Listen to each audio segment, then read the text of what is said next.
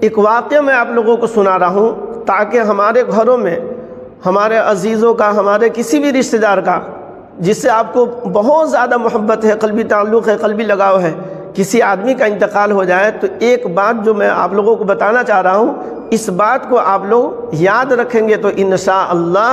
آپ کا غم نہیں رہے گا، صدمہ نہیں رہے گا، اور مصیبت نہیں رہے گی، اور انشاءاللہ کسی بھی حادثے کا آپ شکار ہوں گے یہ بات ذہن میں ہوگی۔ السلام علیکم ورحمۃ اللہ وبرکاتہ۔ الحمدللہ رب العالمین، اللہم صلی علی سیدنا محمد وعلی آل سیدنا مولانا محمد وبارک وسلم۔ یا رب صلی وسلم دائما ابدا حبیبک خیر الخلق کلہم۔ آئے دن جو ہے کسی نہ کسی حادثہ کی خبر آتی رہتی ہے، اور کیوں نہ ہو، اس لیے کہ اللہ تبارک و تعالیٰ نے قرآن کریم میں اللہ تبارک و تعالیٰ نے یہ آیت نازل فرمائی، کل نفس ذائقۃ الموت، ہر نفس کو موت کا مزہ چکھنا ہے۔ خواہ کسی بیماری میں کسی آدمی کا انتقال ہو جائے یا کسی بھی حادثہ کا وہ شکار ہوگا، مثال کے طور پر ایکسیڈنٹ ہے یا زلزلہ ہے یا گھر کے اندر جو ہے وہ آگ لگ گئی جس میں آدمی جل گیا، یا اور بھی کسی بھی حادثے کی وجہ سے کسی آدمی کا انتقال ہو جائے، تو بہرحال کسی بیماری میں یا کسی حادثہ میں کسی آدمی کا انتقال ہو جائے، اپنے گھر میں کسی آدمی کا انتقال ہو جائے، یا پڑوس میں، محلے میں، یا آپ کے رشتہ دار میں کہیں پر بھی کسی آدمی کا انتقال ہو جائے، تو لہٰذا اس وقت جو ہے جس وقت انتقال کی خبر ہوتی ہے، اور جتنا قریب، جیسے مثال کے طور پر کسی کا بیٹا کا انتقال ہو گیا، کسی کی بیٹی انتقال کر گئی، کسی کی والدہ انتقال کر گئی، کسی کا والد صاحب کا انتقال ہو گیا، تو جو جتنا قریب، اور اس میں بھی آدمی کو جس سے زیادہ محبت ہوتی ہے اور اس آدمی کا انتقال ہو جائے، ان کی موت ہو جائے، ان کی وفات ہو جائے، تو صدمہ زیادہ ہوتا ہے، غم زیادہ ہوتا ہے، مصیبت جو ہے وہ اس کے لیے جو ہے وہ مصیبت بھاری ہو جاتی ہے، اور آدمی کو صدمے کی وجہ سے جو ہے آدمی نڈھال ہو جاتا ہے، اور بے صبری کا آدمی جو ہے اظہار کرنے لگتا ہے۔ لہذا میں ایک واقعہ میں آپ لوگوں کو سنا رہا ہوں تاکہ ہمارے گھروں میں ہمارے عزیزوں کا، ہمارے کسی بھی رشتہ دار کا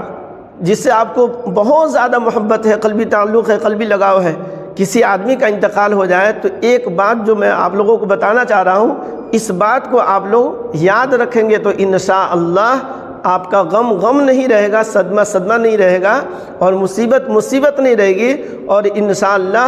کسی بھی حادثے کا آپ شکار ہوں گے یہ بات ذہن میں ہوگی، بات یاد رہے گی، تو انشاءاللہ آپ کا غم جو ہے آپ کو نڈھال نہیں کرے گا، اور آپ کو زیادہ پریشانی اس سے نہیں ہوگی۔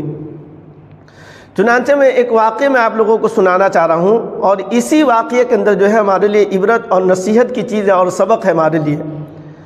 دیوبند کے ایک استاد تھے، حضرت الاستاد حضرت مفتی سعید صاحب پالن پوری رحمۃ اللہ علیہ، جو سب لوگ جو ہے اچھی طرح اس نام سے واقف ہے، بڑی شخصیت تھی، حضرت کا انتقال ہو گیا چند سال پہلے۔ تو حضرت کی ایک بچی تھی جو سب سے پہلی بچی تھی،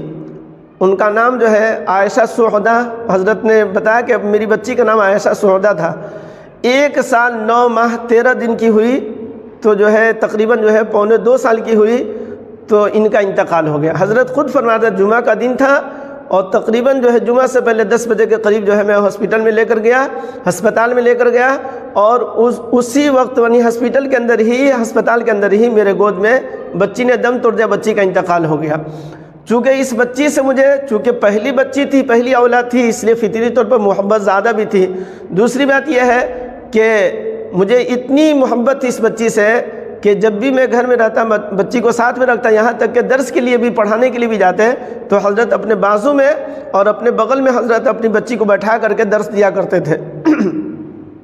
تو اس لیے حضرت کے اوپر جو ہے اس غم کا اثر زیادہ تھا، اور حضرت کافی پریشان تھے۔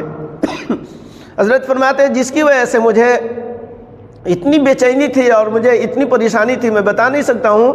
اسی درمیان میں جو ہے مجھے نیند آ گئی تو میں نے خواب میں حضرت جبریل علیہ الصلوۃ والسلام کو دیکھا، تو جبریل علیہ الصلوۃ والسلام نے ایک بات کہی جو یہی اہم بات ہے، جو بات یاد رکھنے کی ہے۔ حضرت جبریل علیہ الصلوۃ والسلام نے ہم سے کہا اگر تم سے زیادہ محبت کرنے والی کے پاس، تم سے یعنی حضرت سے فرما رہا ہے اگر تم سے زیادہ محبت کرنے والے کے پاس تمہاری بچی چلی گئی ہے تو تمہیں پریشان ہونے کی کیا ضرورت ہے۔ یعنی کہنے کا مطلب یہ تھا حضرت جبریل علیہ السلام کا کہ یہ فرما رہے ہیں کہ تمہاری بچی جو ہے تمہارے پاس سے اللہ کے پاس چلی گئی ہے،